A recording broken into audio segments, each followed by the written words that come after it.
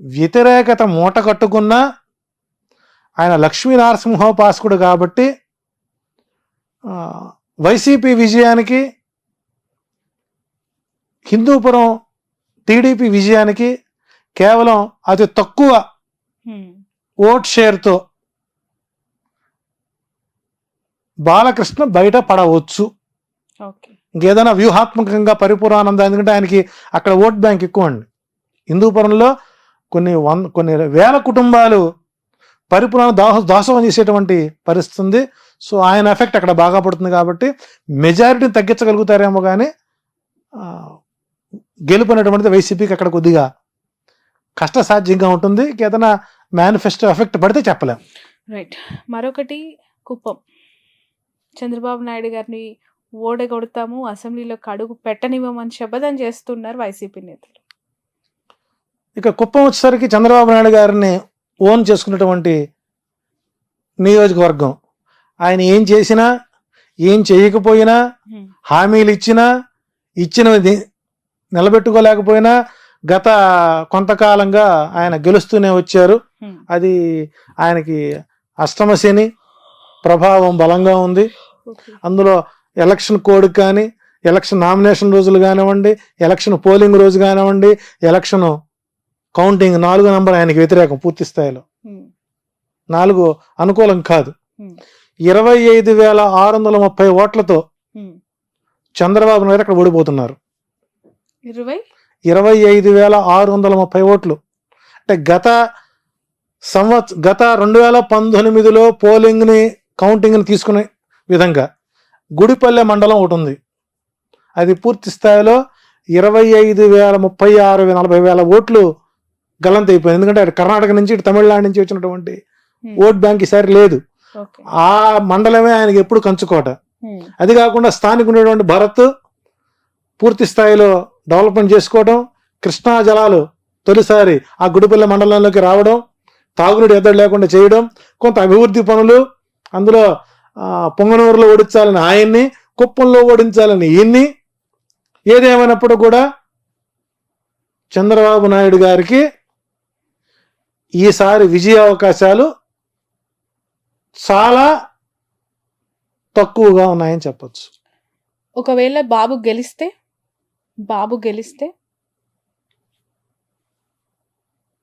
ఇక గ్రహ ఫలితాలు కూడా మనం తప్పని చెప్పుకోవాలి. ఇంకా అంటే ఇక ధర్మం ఉన్నటువంటిది కలియుగంలో లేదనుకోవాలి, ఇక ఆ ప్రాంతంలో లేదనుకోవాలి. ఎందుకంటే మీరు ఫిగర్ తో పాటు చెప్తున్నారు 100% అండి. 26,000 మీరు ఏ సర్వే సంస్థలైనా చూసుకోండి.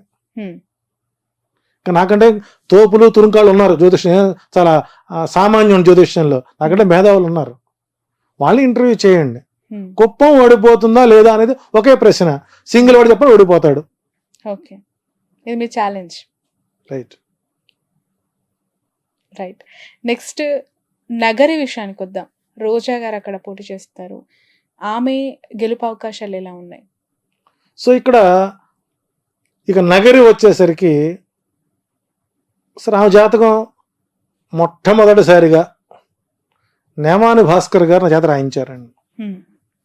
సుమారు 500 పేజీలు నిశితంగా పిన్ టు పిన్ రాసి వారికి నేను ఎక్స్ప్లెయిన్ చేయడం జరిగింది. నాతో కొంతకాలం మింగులై ప్రతి విషయానికి ఇలా చేయండి ఇలా చేయండి సూచనలు ఇస్తూ ఉన్నాం. సరే, ఎమ్మెల్యే అయిన తర్వాత వారి యాటిట్యూడ్ మార్చుకున్నారు. సో ఇబ్బందుల్లో ఆదుకున్నాం, సుఖాల్లో హ్యాపీగా ఉన్నారు. జబర్దస్త్ ద్వారా ఏదో సంపాదించుకున్నారు. కానీ నియోజకవర్గానికి దూరంగా ఉంటారు. నియోజకవర్గంలో నాకు అసమ్మతి గళం పెరుగుతుంది. చిత్తూరు జిల్లా ప్రధాన నాయకులతో ఈమెకి కొద్దిగా ఇబ్బందికరంగా ఉంటాం. రెండోది ఓవర్ కాన్ఫిడెన్స్. దైవ బలం కూడా ఓవర్ కాన్ఫిడెన్స్ ముందు పనిచేయదు. సో ఈసారి నగరిలో ఆమె ఓటమికే గ్రహస్థితులు బలంగా ఉంటాయి. సో ఈసారి అక్కడ కొద్దిగా ఆమెకు ఎదురుగాలి వీచే అవకాశాలు ఉన్నాయి. ఏదన్నా చేసిన పూజలు పునస్కారాలు ఏదన్నా ఫలిస్తే అప్పట్లాగానే 12 ఓట్లతోనో 2,000 ఓట్లతోనో గెలిచే అవకాశం ఉంటుంది. ఇంత చరిష్మాలో కూడా ఆమె గెలవకపోతే ఇంకా ఆమె దురదృష్టంగా మనం లేరచ్చు. నా అంచనా ప్రకారం నగరిలో రోజా ఓటమి ఖాయమైంది. ఇక 40 రోజులు టైం ఉంది కాబట్టి దానికి సంబంధించినటువంటి కార్యాచరణ చేసుకుని దైవబలాన్ని పెంచుకుంటూ చేసిన తప్పులకి వాగిన వాగుడికి ఆత్మ పరిశీలన చేసుకుంటే గెలిచే అవకాశాలు ఉంటాయి. లేని పక్షంలో వైసీపీ అకౌంట్లో చిత్తూరు జిల్లాలో ఆ సీటు చేరే అవకాశం ఎక్కువగా ఉంది. రైట్. మరొకరు లోకేష్ వాళ్ళ తండ్రి గురించి చెప్పారు, మామయ్య గురించి చెప్పారు. కుమారుడు లోకేష్ పరిస్థితి ఏంటి మంగళగిరిలో? అంటే ఇక్కడ లోకేష్ గారి జాతక ప్రభావంలో ఒక ప్రధానమైన ప్లానెట్, రాజయోగాన్ని ఇచ్చేటువంటి ప్రధానమైనటువంటి గ్రహస్థితి ఏదైతే ఉందో అది పూర్తి స్థాయిలో 35% మాత్రమే అతను సపోర్ట్ చేస్తుంది. కారణం ఏంటంటే పూర్తి స్థాయిలో ఆ నియోజకవర్గం మీద పట్టు లేకపోవడం. ఓకే, నేను ఉండేది మంగళగిరిలోనే కాబట్టి మేము లోకల్గా ఉన్నటువంటి అబ్జర్వేషన్ చేస్తుంటాను.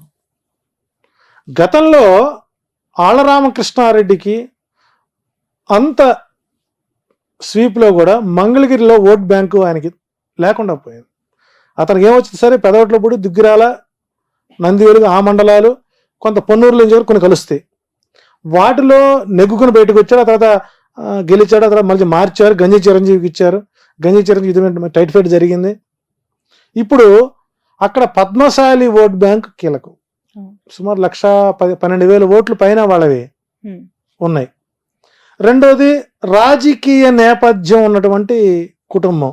అటు మురుగుడు వారి ఎమ్మెల్సీ గారి కోడలు ప్లస్ కాండ్ర కమల యొక్క కూతురు, ఎడ్యుకేటెడ్, స్థానికంగా అందుబాటులో ఉంటారు. సో అక్కడ పద్మశాలి దేవాంగ ఓట్లు కీలకం. ఎప్పుడు అది సిపిఐ సిపిఎం కంచుకోటది. అటువంటి ప్రాంతంలో మేషరాశికి ఈసారి అనుకూల పవనాలు ఉన్నాయి. సో కాబట్టి ఇక్కడ లోకేష్ కూడా విజయం అనేటువంటిది నల్లేరుపై బండి నడకైతే కాదు. ఈసారి కూడా ప్రతికూల వాతావరణమే అక్కడ ఎక్కువ గోచరిస్తుంది. ఒకవేళ విధి వక్రించి కనుక గెలిస్తే 5,000 ఓట్లు బయటపడతాడు. అది కూడా కష్టమే. రైట్. ఇక పులివెందుల నుంచి పోటీ చేస్తున్న జగన్ గారి గురించి, అఫ్ కోర్స్ ఆయన్ని ఓడించాలని, ఆయనను కూడా రానేయకుండా అడ్డుకోవాలని ప్రయత్నం మామూలుగా కూటమి చేస్తూనే ఉండొచ్చు గాక, అతని గ్రౌండ్ రియాలిటీస్ మీకు ఏమనిపిస్తూ ఉన్నాయి? అంటే గతంలో అసెంబ్లీ ఎన్నికలో 1,00,000 ఓట్ల మెజారిటీతో ఆయన గెలిచిన సందర్భాలు ఉన్నాయి. వ్యతిరేకత అంటే ఇక్కడ పులివెందులో ఉండేటువంటి ఓట్ బ్యాంక్ ఎప్పుడు కూడానండి చాలా దూరపు ఆలోచనతో ఉంటారు తప్ప తాత్కాలికంగా మాటలో తాత్కాలికమైనటువంటి ఒడిదుడులు లొంగే మనుషులు అయితే కాదు. సరే, సర్వేలు చాలా మంది ఈసారి కడపలో పులివెందుల్లో జగన్మోహన్ గెలవడు అనేవాళ్ళు ఎక్కువ మంది ఉన్నారు. సో కుటుంబ సభ్యులే ఓడించడానికి సిద్ధంగా ఉన్నారు. కానీ అక్కడ విఘ్నత ఉన్నటువంటి రాజకీయ నాయకులు, ప్రతి ఓటర్ ఒక రాజకీయ నాయకుడు అనండి. ఒక కామన్ పీపుల్ దగ్గర మనం మైకి పెడితే వాళ్ళు చెప్పేటువంటి రాజకీయ శక్తులు మనం పనికిరామండి. వాళ్ళు ఉత్తమ జర్నలిస్టులు అందరూ ఎవరంటే పులివెందుల పాపులేషన్ అండి. సో మెజారిటీ తగ్గిస్తారేమో కానీ ఓటమిని మాత్రం పులివెందుల ప్రజలు అంగీకరించరు. సో అక్కడ విజయం అనేటువంటిది నల్లేరుపై బండి నడకి. సో జగన్కి 90,000 నుంచి 1,00,000 ఓట్ల మెజారిటీతో అక్కడ గెలిచే అవకాశాలు ఎక్కువ ఉంటాయి. ఓకే. అదే కడప పార్లమెంట్ నుంచి షర్మిల ఎంపీగా పోటీ చేస్తానని చెప్పి ప్రకటించారు. ఇప్పుడు ఆపరేషన్ లేకుండానే మోకాళ్లకు ప్లాస్మా ట్రీట్మెంట్, మీ ఆర్థోపెటిక్ సమస్యలన్నిటికీ రోబోటిక్ టెక్నాలజీ ద్వారా తక్కువ ఖర్చుతో శాశ్వత పరిష్కారం, ఫ్రీ కన్సల్టేషన్, ప్రతి ట్రీట్మెంట్ పై 20% డిస్కౌంట్. ఈ ఆఫర్ కొద్ది రోజులు మాత్రమే, త్వరపడండి. V9 hospitals 9281465842.